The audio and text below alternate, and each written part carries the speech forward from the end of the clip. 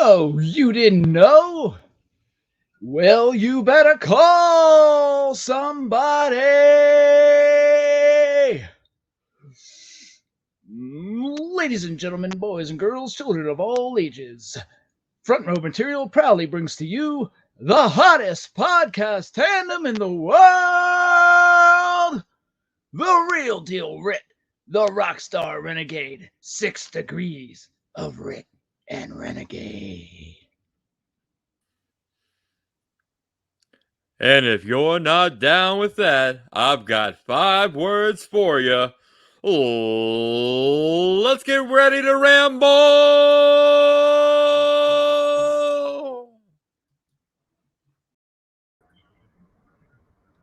Damn. Good God. Renegade, how you doing, my man? I am doing excellent, sir, and that is how you start a show. Oh, man. I'm going to tell you right now. I'm going to tell you. If you guys miss the show open, then you missed the show. Man. This is 6 degrees of Ritt and Renegade. I am the Ritt. He is the Renegade. Man, second episode. Same as the first, a whole lot better, and you can't get worse. I would sure hope not. Nah, man, good stuff. Good stuff. Big show. Man, first things first, I've got to throw out a little shout out to our man behind the design. Here, Renegade, we're gonna step out for a minute. Well, maybe not. Let's see if I can. No. We're stepping out so you can get a look at the logo, because this is beauty.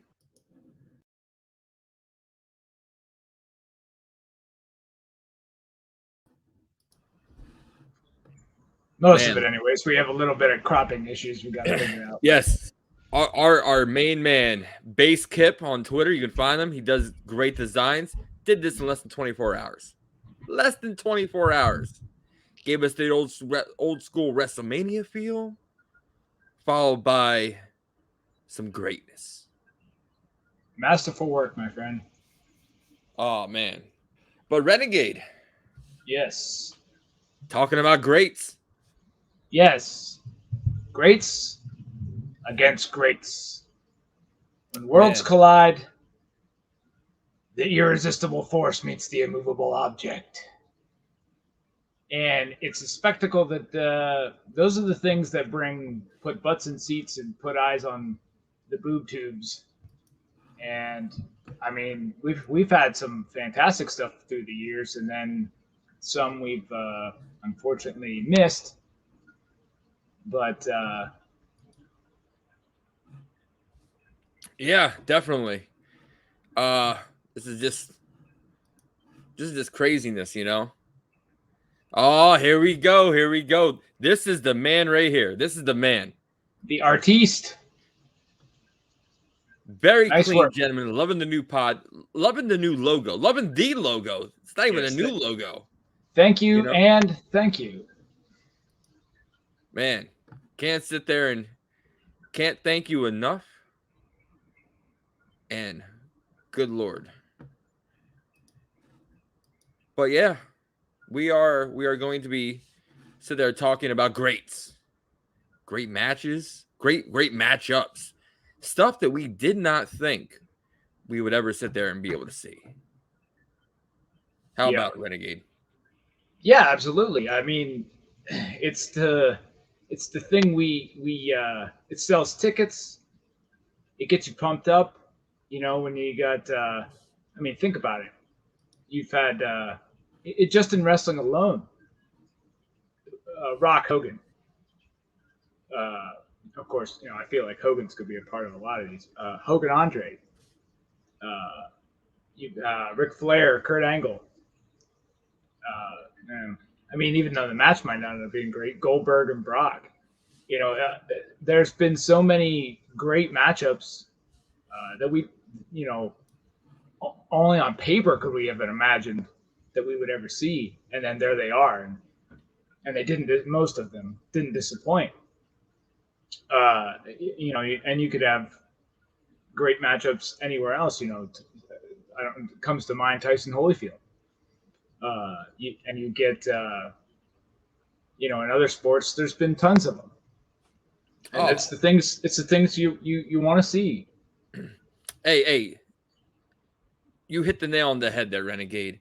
If you want to sell tickets, you get a great matchup. And in all sports, there's great matchups. Football, the great debate: who's better, Joe Montana, Tom Brady?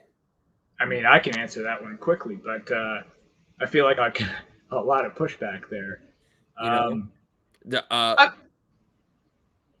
Go ahead. I was just going to say there's a lot of personal preferences when it comes to greats too. You might have somebody say, well, I don't think Hogan was really that great. I mean, you can't argue with his popularity and all that stuff, but somebody else might say that, I wasn't really a fan of this guy, so I don't see him as a great. But yeah, I mean, the thing with football is you have to pair up teams. You can't really say quarterback against quarterback, the matchup, who's better, because they don't play each other directly. But everybody likes to argue with me. First, before we slide right in, good a little shout out to our man Jersey Devil. Great shit. Oh, Renegade, you do a better Vince McMahon. Hit us up with it. That's such great shit. That's right. Jersey Devil's back. We got Base Kip in the building. Good Lord, we got my man Mikey Starks in the house. Mikey, what's going on, man? Glad you could stop by. Absolutely. Thank you for making this your alternative to Monday Night Crap. Or as a great man once said, Monday Night Quill. Yes. But you want to talk great teams. I always get shit brought back. The early 90s Buffalo Bills. 4 straight, no one else has done it. Never. 4 straight Super Bowls. And people say they're not a dynasty because they didn't win anything. I mean, certainly, had they taken away one of those Super Bowls, you couldn't argue that. No, because the only one that they could have taken away was against my New York Football Giants. So, I think you still have to give credit where credit's due. They've done something no other team has ever done, ever. And that's 4 straight. And it is awfully difficult to get there. And as they've proven, it's difficult to win. So, I think those were... I would call them a dynasty, honestly. 4 straight. I mean, it's nearly impossible had they not done it. Yeah, but, and then you go to other sports. You have the Jordan, the airness, Michael Jordan, and people compare him to going head to head with Kobe Bryant. People want to talk numbers about Jordan and LeBron James, Wait a minute. Yeah. Crap. Renegade. Okay, I apologize about the last one. Yeah, I thought we were talking about greats. I understand. Back up. We're going to talk Jordan and Kobe Bryant. They actually got to face each other. Jordan a little bit later in his career. Kobe at really, really young Kobe. Yep. But that was great. Kobe. That was great. Jersey Devil brings up the 90s Braves. Right. Oh my goodness. I'm going to make a bold declaration here and see if you maybe feel this way too. I would say of all the major sports, excluding the Olympics, because I think those are the best of the best athletes of the world. When you're talking any major sport, I would say that Michael Jordan is the greatest of all time. In any major sport, in any aspect, he's the greatest winner.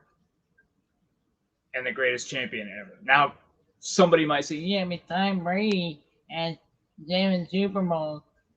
Tom Brady, Tom Schmady, he can eat his almonds out of a diaper for all I care.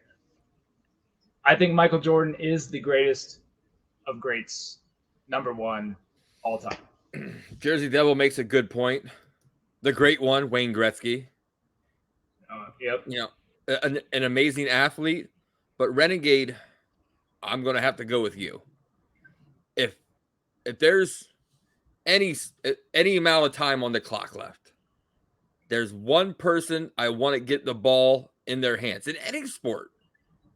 You know, I feel very, very comfortable if I'm saying, Jordan, you're getting the last shot, that I'm winning the game.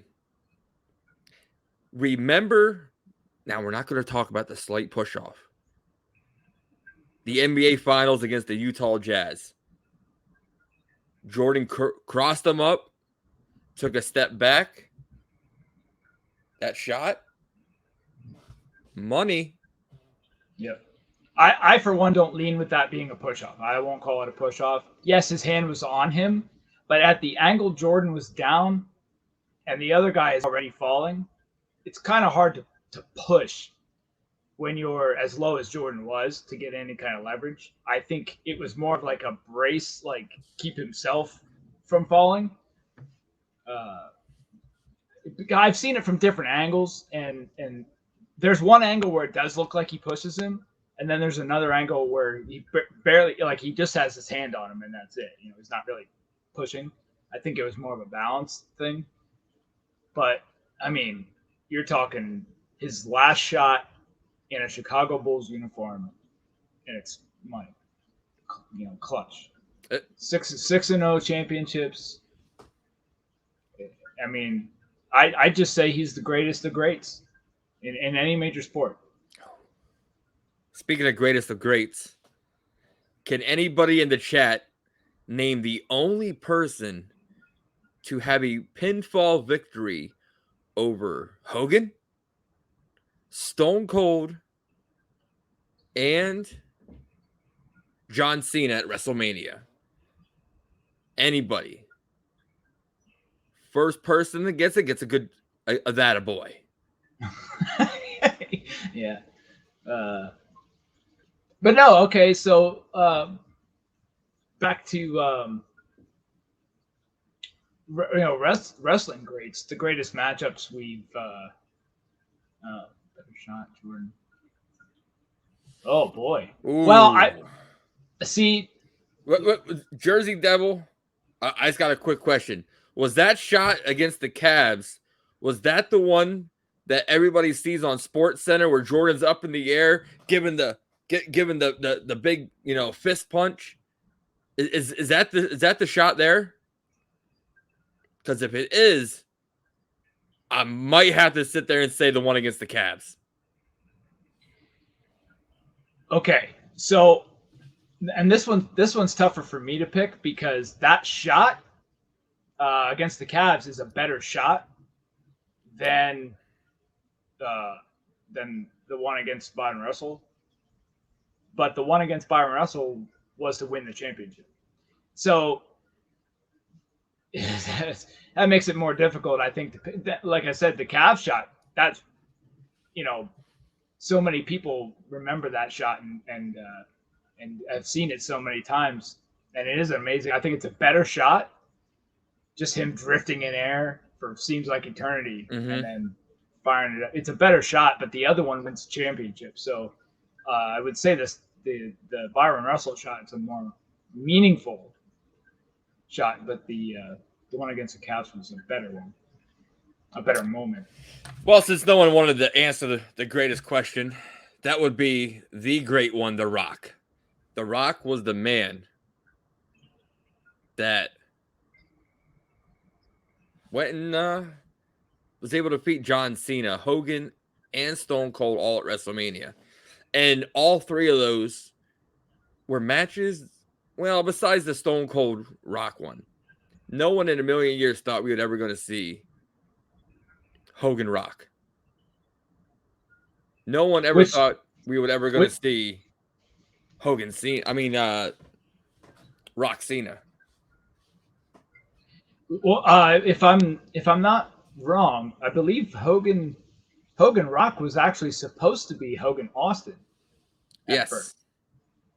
but got switched out because I believe what I've heard was Stone Cold didn't want to work with Hogan because of how Hogan treated him when he was in WCW, and whether that's true or not, I have no idea. But uh, we almost didn't get Hogan Rock, but we would have gotten another great match in Hogan Austin. But there's something else I found out today, which will lead us into greatest matches we've never gotten to see, and we wish we had. Was I had heard today, and I hope that this is true because this is an amazing tidbit of information that The Rock, WrestleMania 22, wanted the Macho Man.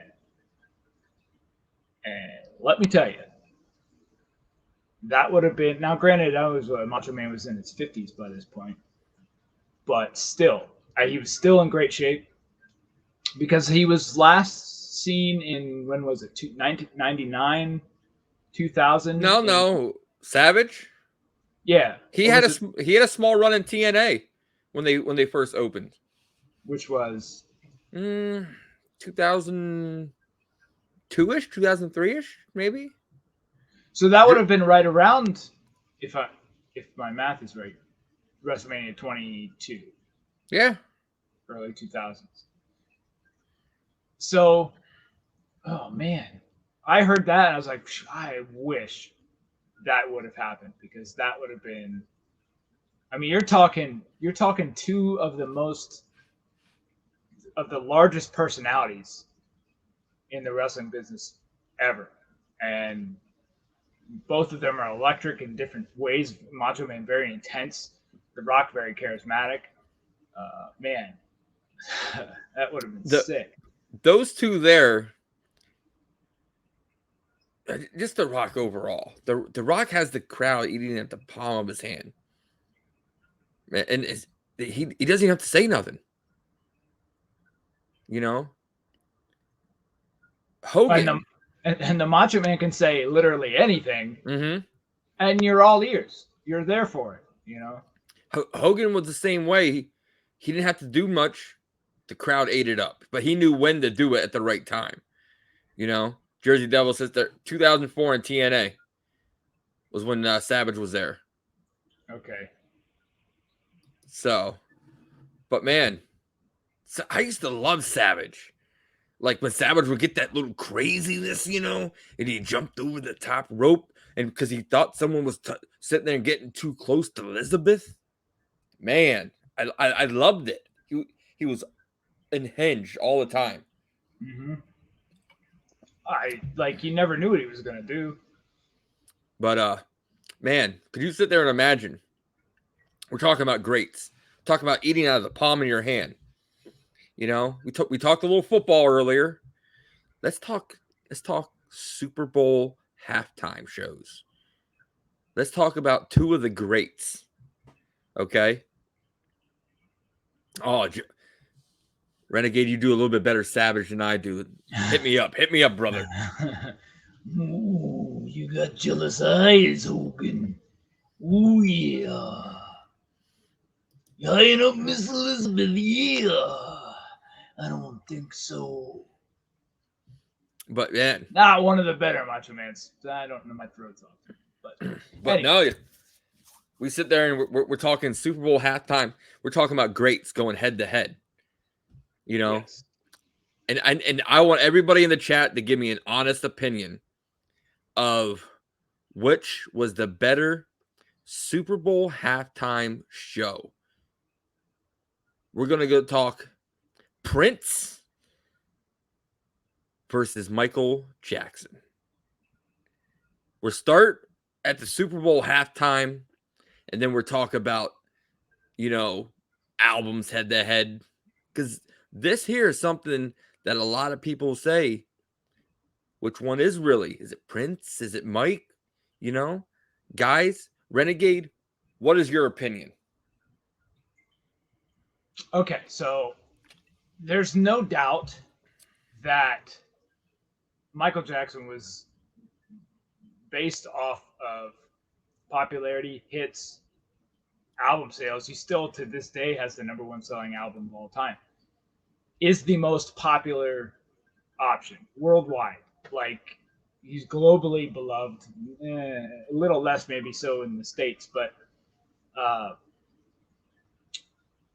to me, Prince was the greatest artist of all time, and because he could do literally anything. He could play any style, can play 20 some plus instruments and play them all well. And now he might not have the hits that Michael did, but and I can't really explain why. I don't know if what the what kind of held him back. Maybe uh, he was a little bit more out there fashion wise than most artists were, and I think that maybe turned some people off and rubbed some people the wrong way.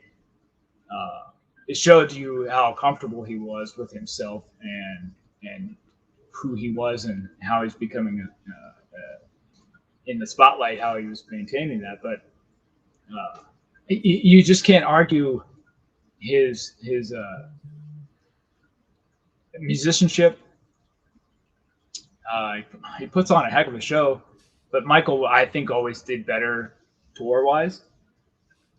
But Prince has outnumbered him in albums. Where Michael's his were so spaced out. But I would say honestly, I think the better halftime show was Prince's. But Michael's like we talked earlier off camera, but his was coming at a time when Super Bowl halftime shows weren't what they are today. I think previously there was marching bands and folk acts or something like that. Like it was very low key. It wasn't the huge spectacle that we have now. So, but his was still a grand thing because he pops up out of the thing. He stands there for 2 minutes, slowly puts his sunglasses on, or I think he took them off. I don't remember, but the place is going nuts. He does this whole thing. It was great. Um, but by the time Prince got to do it, it was a bigger spectacle and it was a bigger deal. Now, So yeah. now, do you think that Prince's halftime show was more memorable because of the rain that was coming down, and all of a sudden when Prince started playing Purple Rain? Like, Sure. like that right there to me is what I remember about that more than anything else on the whole halftime show. Sure, I think that makes it more memorable. I mean, not many people even speak of the Michael Jackson halftime show. I don't know if it just was because it was as long as ago as it was, or maybe to most people it wasn't as memorable. Uh, I have to remember too that I don't think long after that the first set of allegations came out. So maybe that's a thing that kind of derailed uh, people to bringing it up. But I never hardly ever hear anyone talk about his halftime show. But Princess was more recent, and it was still a long time ago now, but it was more recent. It was more memorable because of the rain, Purple Rain, all that stuff. I feel like it was a more iconic one. So, but we have a wild card. Somebody threw in down here. Yes, wild card. U2 in 2002 after September 11th. That that was something special. That meant a lot to the country, to the healing, to the rebuild. When we talk U2, I don't go to the Super Bowl halftime show first. For some reason, I sit and think of their song Beautiful Day. And I get pictures of the vignettes of Triple H after he was getting ready to come back after his torn quad. That's what sits there and gets to me. You know what I mean? That's what I remember of and think about first when I think of you two. What about you, Renegade? I mean, they were huge. I don't have a lot of any kind of memory linked to them. Not much of a fan. I don't dislike them much, but just don't follow them at all. But I could imagine, as popular as they are, I mean, as far as rock groups go, they are, close to the top as far as more modern day that people like to put up there as one of the greatest rock bands. Well, they're always like tops in touring and things like that. But I can imagine after 9/11, that performance.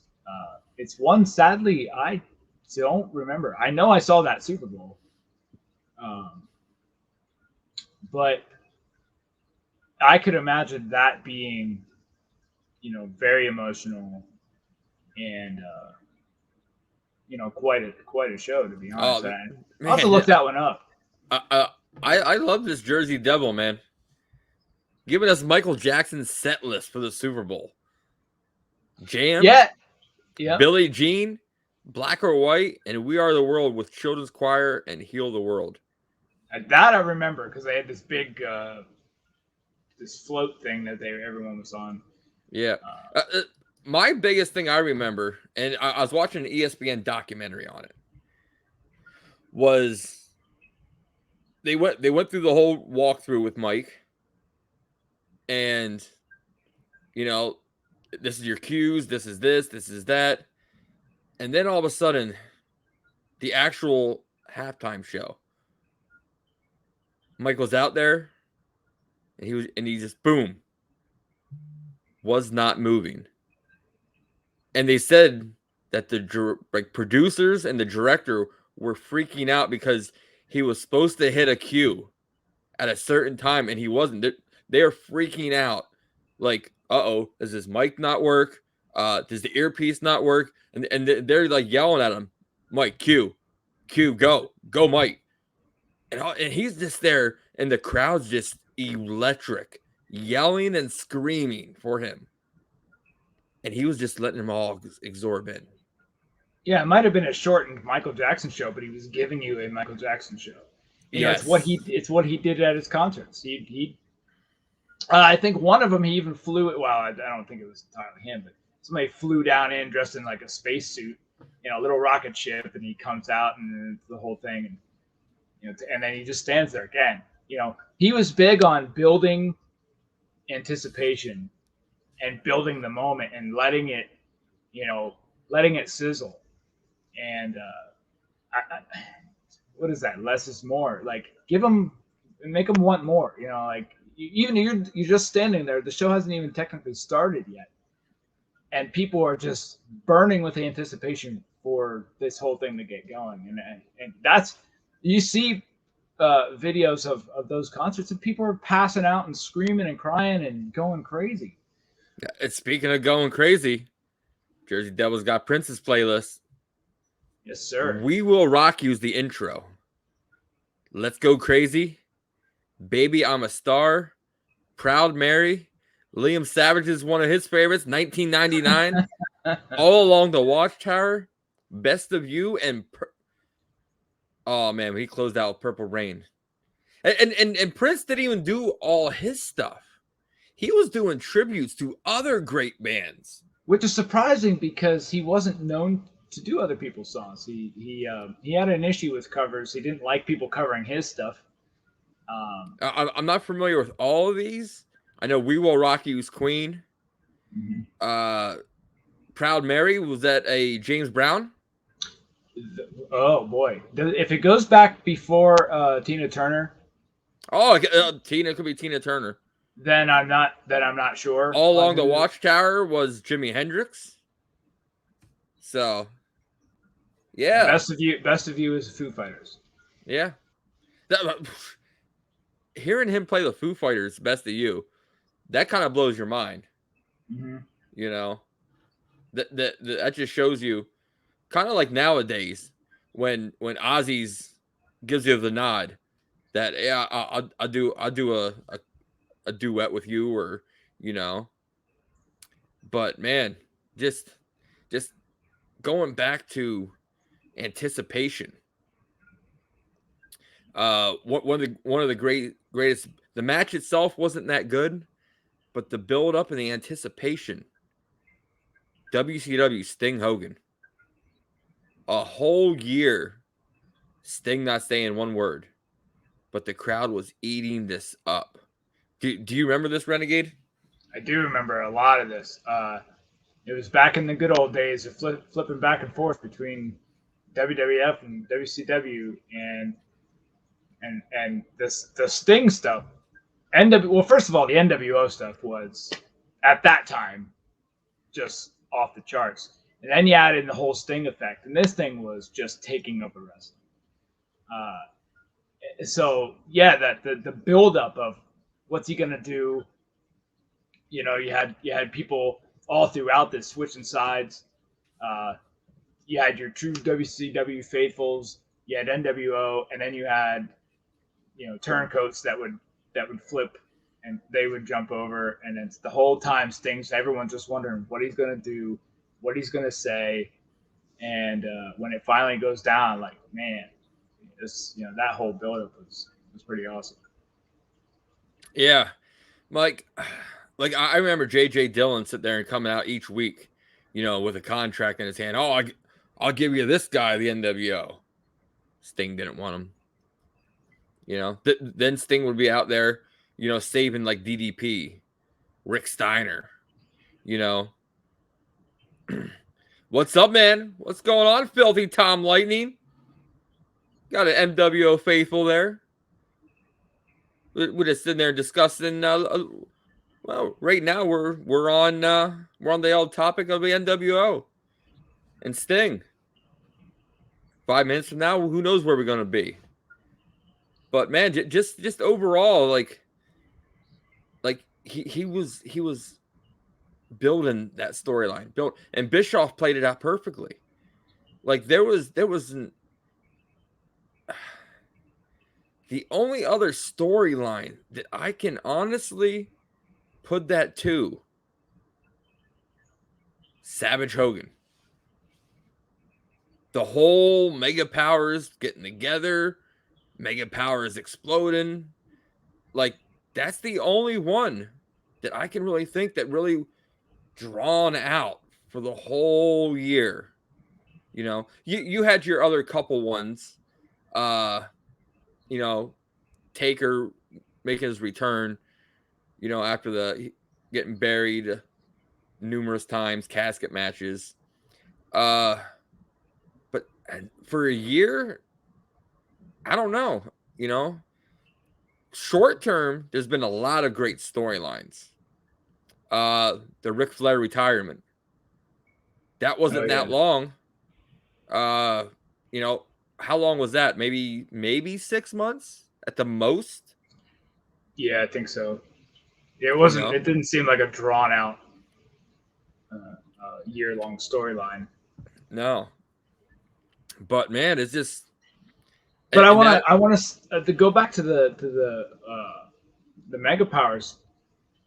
I was thinking of this while you were talking about it. I'm like, did they maybe pull like a mini little switch in there of Hogan being the heel actually during that storyline? Because I think they obviously portrayed it as Macho was the heel, Hogan stayed face. But if you kind of think about everything that went down, would you say that maybe Hogan was the heel during that and Macho Man? Because Hogan's potentially moving in on Macho Man's woman, and Macho's, obviously upset, as I think most people will be if your friend is flirting around with your girl. But don't I know this, Renegade? So you can't prove anything, but I don't know. What are your thoughts? Do you think Hogan was actually kind of the heel during that storyline? man, Hogan cost them numerous matches. He cared more. He cared more about Elizabeth than he did his own partner. So that's kind of babyface-ish, you know. It's just it all depends how you see it. If you see it from Savage's perspective, Hogan was the heel. If you were a Savage fan back then, you hated Hogan. Man, what's he doing going after his woman? But if you're a Hogan fan, right, you let in those little subtle things of Hogan carrying Elizabeth out. She gets bumped off the ropes or whatever, and so yes, you keep that kind of subtle face stuff going on, but really, like you didn't really get like a full on was Hogan actually trying to move in on her, but you certainly the seeds were planted there where you could allude to that, and then you go, right, is this guy kind of like two-facing his friend, and where he would look sort of like the heel, and so I don't know. I at the time, as a young kid, I had no idea what's going on. I just like, I was a Hulk Hogan kid, and that was my guy. So obviously, I just stayed on Hogan's side. But as an adult now, looking back, you go, wait a minute. Hogan might have been a little bit of, and Jersey Devil, I think, is right. Hogan might have always been kind of a low key heel. I remember Jesse the Body Ventura always say, "He's raking the back, gorilla." He would always with you poking the eyes and stuff like that. So he would always do like little heelish things here and there. Oh man, definitely. Ventura and Heenan were always the ones that were trying. They were trying their hardest. We're gonna get you to think that Hogan's a heel. We're gonna get you to hate Hogan. The one of the best things I've ever seen come out of the Hogan. See, we're talking about Hogan and Sting. The payoff wasn't as great as Hogan Savage, because then Savage turned heel, full-fledged. Then you started having the Macho King. He got rid of Miss Elizabeth. He teamed up with Sherry. That made him even more hated, because everybody's like, man, you got rid of Liz for Sherry. But then we're planting the seeds. We're planting the seeds again. What's the payoff going to be? 1 year later, what happens? Absolutely. I mean, WWF was spectacular at telling stories then. Back then. Back then, with big payoffs. That WCW is par for the course of having a big build-up and a crap payoff. Bret Hart coming over, and wow, we see where that went. I just had another one, but like they've had these. Like you said, Sting Hogan, not a big payoff, not a great payoff in the end. After tremendous build-up, Ultimate Warrior coming back over and facing Hogan and Halloween Havoc. Piper, same thing. Yeah, so they were known for big build-ups and no payoff. Where WWF back in the late 80s into the 90s was, their storytelling was fantastic. I mean, how big was, listen, wrestling has done a large amount of weddings, but is there anyone that's ever happened that was bigger than Macho and Elizabeth? Oh, that whole WrestleMania. Wait, no, that was SummerSlam. SummerSlam, yeah. The match made in heaven, the match made in hell. And then nowadays at a wedding, shit's going down. Mm-hmm. Back then, that was crazy. With Jake and the Snake, and then all of a sudden you're going.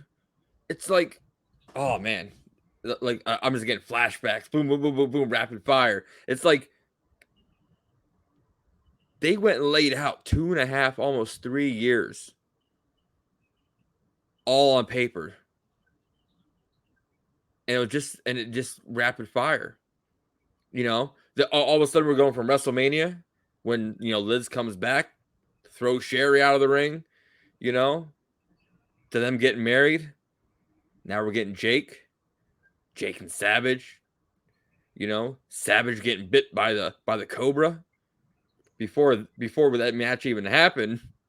You know the story, right? Savage is like, is that thing devenomized? Oh yeah, it is. Well, you're gonna have to bite yourself first, So, but man, then they're building up. Now we're gonna involve Taker, because you remember that. Savage and Elizabeth are getting ready to come through the curtain.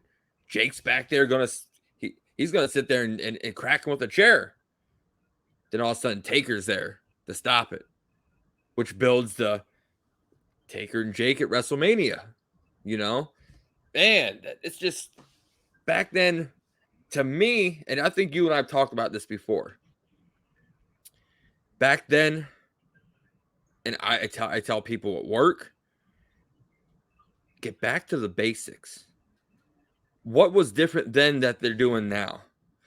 Granted, they can't do now because, in my opinion, wrestling was great back then because where they do their booking? Around Vince's pool.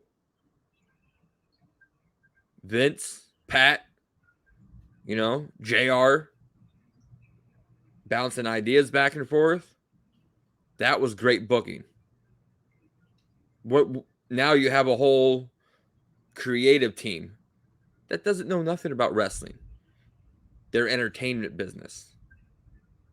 And that's where you lose the lackluster in the storytelling. We also don't spend a lot of time in investing in the characters and developing who they are and what makes them tick. They made you care about Macho and Elizabeth. They made you care.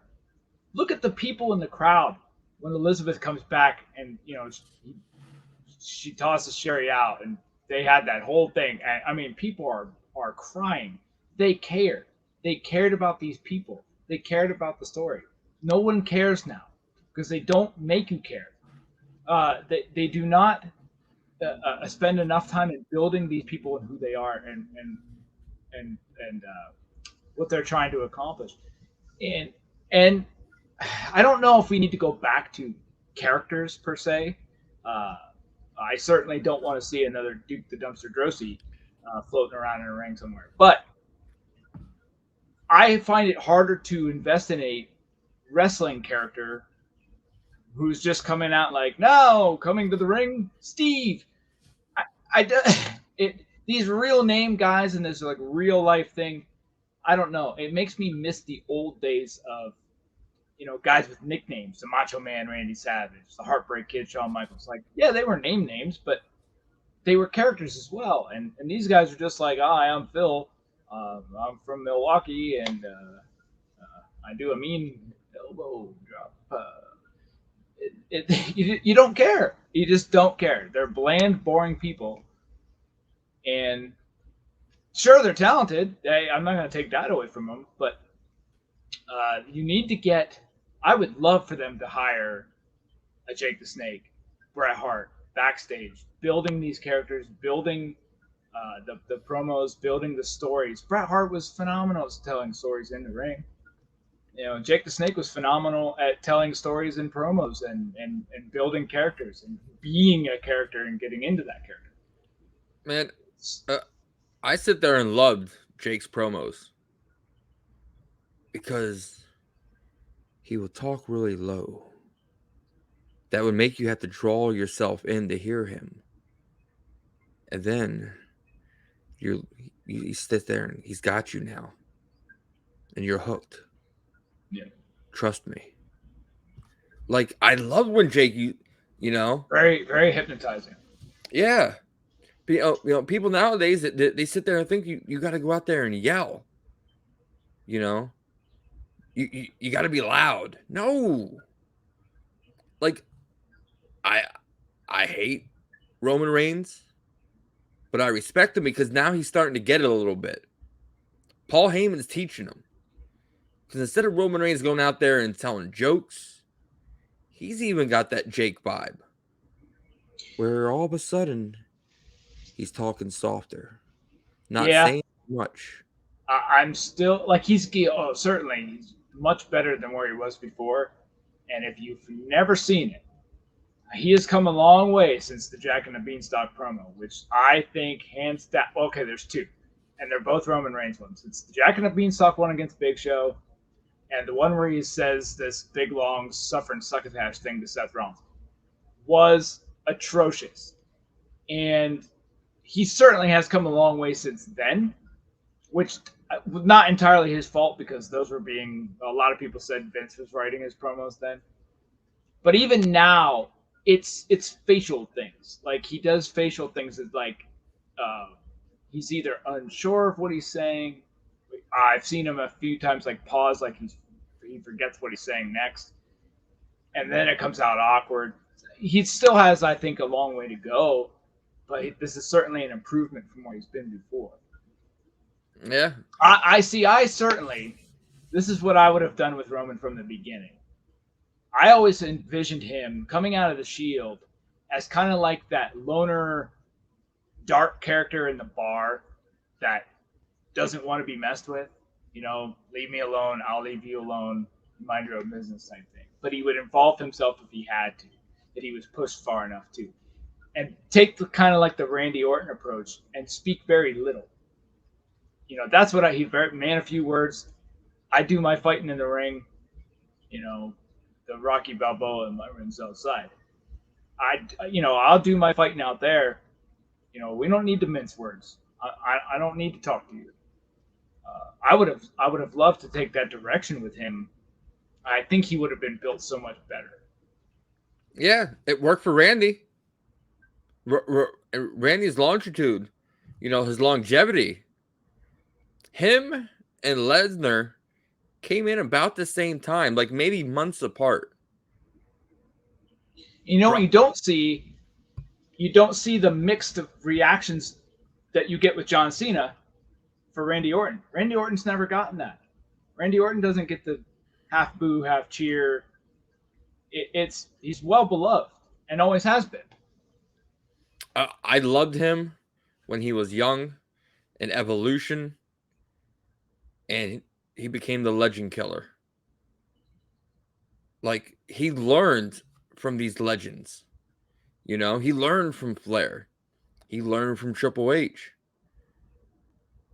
It was Orton is one of those guys that it's not a gimmick. Like, there's purpose. Like, the only thing I do not like about Orton, but it gets the crowd going, is when he's getting ready for the RKO and he does that flip over thing and starts hitting them. I don't like the hitting of the mat. I loved it when he used to hit that RKO out of nowhere. Oh, okay. And the mustache, as Jersey Devil says. Like teaching, putting him with Riddle. I don't like it. I loved when he joined the Wyatt family, but didn't really. He was part of the Wyatt family just to get in, get what he wanted. And I honestly think him and Bray could have had a much longer feud, much more storytelling, and a bigger payoff than what they had. Yeah, I like Randy as a loner. I sort of envision him as, I mean, he's already the Viper, so I sort of envision him as the new Rattlesnake. He's the don't trust anybody. He got burned by Evolution, and I see him ever since then just being like, I don't trust anyone. I'm alone, and I like him better as a loner. Uh, where like he with the Wyatts, where he would use people, he'd be a snake. I'll use you to get what I want, but we ain't buddies. You know. Don't back me in a corner because I will strike. Yep. So this being with Riddle almost like domesticates him a little bit. Um, and I'm kind of with you. I don't really like it. I would rather have had him turn on Riddle by this point. Um, but Vince likes them together, so that's what you get. Yeah. Besides Evolution, my only other time I really enjoyed Orton teaming someone was with Edge. Yeah. You know, rated RKO. Because That was a good team. those two, like Jersey Devil sit there and said they're a rogue element. Those two were rogues.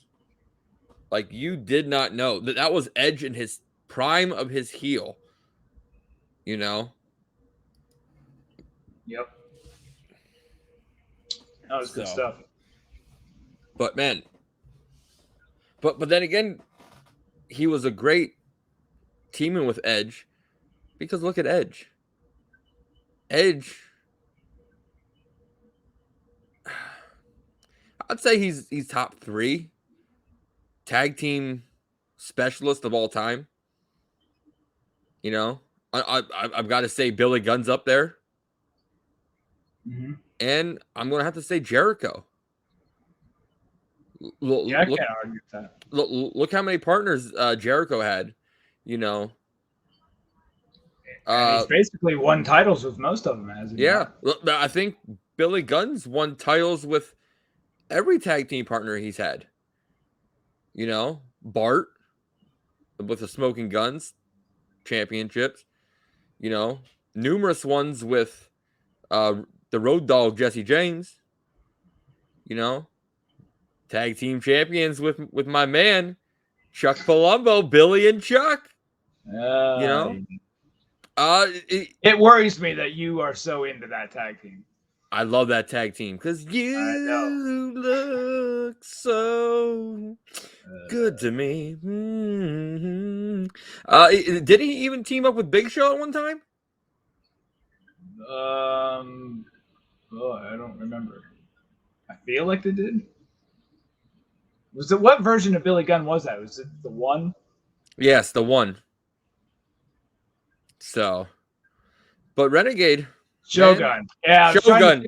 I was trying to think of the name. Yeah. I was thinking Gun Show, but I'm like, that doesn't sound right. But man. So, but yeah, you know, Billy Gunn, Edge. Edge has how many tag team championships? Christian, Rey Mysterio, Hogan.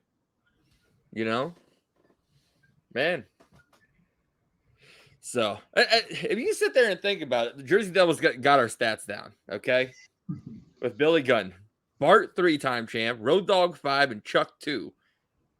If you guys pay attention to basketball or football, I'm going to compare Billy Gunn to Robert Horry in the NBA or Charles Haley in the NFL. Like, it didn't matter what team you put him on. You're winning championships. Robert Horry might be the luckiest basketball player ever. Oh, man. Impeccable. You know? Yeah. Well, since we're running out of time here, let's touch on a handful of great matches that we never got to see. Okay. We're going to save the one that you and I always talk about to close to last. But we're going to have to say Sting Taker. Yeah. Yeah, so disappointed when Sting came back and they didn't go that direction. They went Sting Triple H, which I don't think anyone wanted. Would we have... Okay, so if we got Sting Taker first, okay, cool. Sting Triple H. All right, you know, another top guy. You get Sting Triple H and then you go Sting Seth Rollins. Like, and this is no knock on Seth Rollins. I think he's great. But you're going downhill. You know, you're not building up to the Undertaker. Undertaker, what'd they say? I was watching a thing that said Undertaker needed an opponent going into that WrestleMania. and they gave him Bray Wyatt, and Sting had Triple H, I honestly think you should have switched them.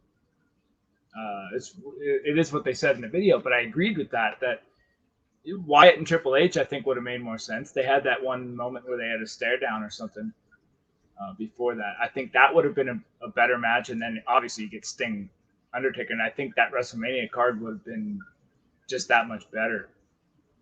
Yeah, definitely. Here's one. Sorry to cut you off there. I heard there was a rumor that Shawn Michaels was going to take on Eddie Guerrero. What was it? WrestleMania 22. But Eddie had sadly passed by that point. But I was like, wow, if that would have happened, man, that match could have been phenomenal. Yeah, and our man Jersey Devil's going to throw in one. It's not a marquee match, but not for personal issues. We never had a Shawn Michaels Marty Jannetty like closing feud. No, we never had that payoff. Not entirely. They did have that match for the Intercontinental title, right? But it wasn't a match. And like Jersey Devil's saying, it's not a proper feud. No, it wasn't. No, I agree with that. You know, the only thing that came out of that whole mini feud was Shawn turning heel.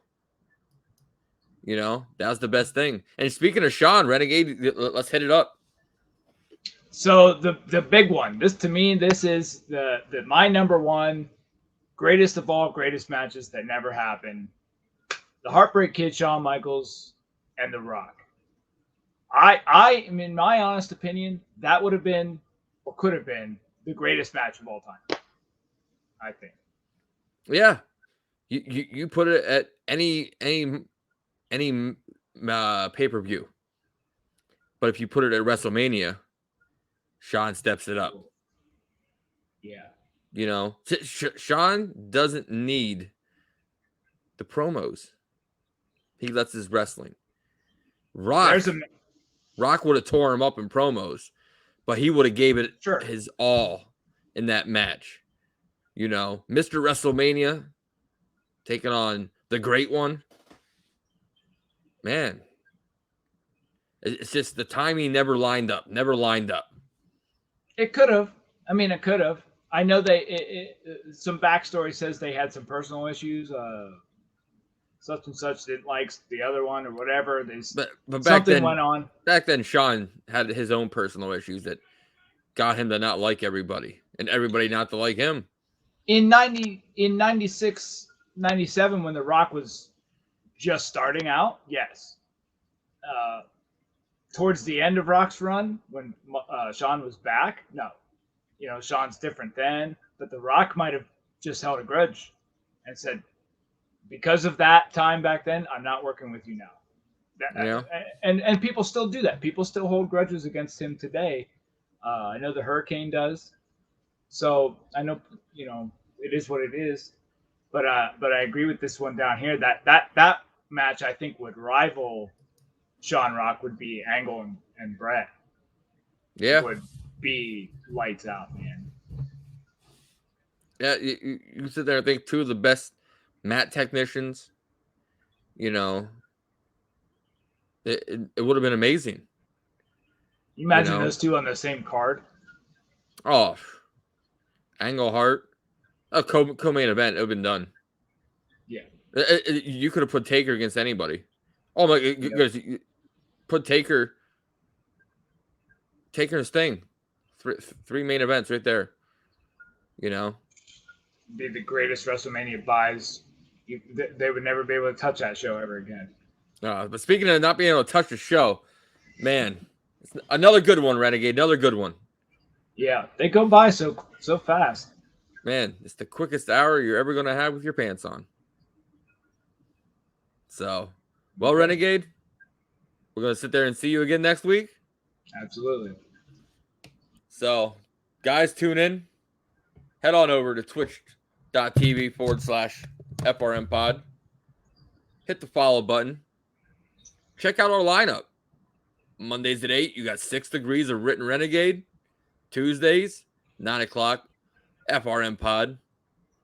Thursdays, you got the Cult of Beardo, 8 o'clock with myself, Renegade, and our good friend up north, the Butt. And then Fridays, we got Future Stars Now with myself and Mike Freeland. We sit down with some of the top indie stars, and we get you to know them. So you can sit there and get to know what the future of the business is coming about. So, Renegade, any final thoughts? No, good show. Greats against the greats. Makes me want to watch some old matches. But I just want to throw in there, like, of anywhere that you guys can reach us, feel free to comment on stuff. Comment on our YouTube channel. Comment on Ritt's Twitter. We'd love to hear from you. Any possible topics you guys want to discuss with us, feel free to share those. And we thank you for playing along with us. Yeah. Guys, till next time, I'm the Ritt. He is the Renegade. Thank you for sitting there and joining us for 6 Degrees of Ritt and Renegade.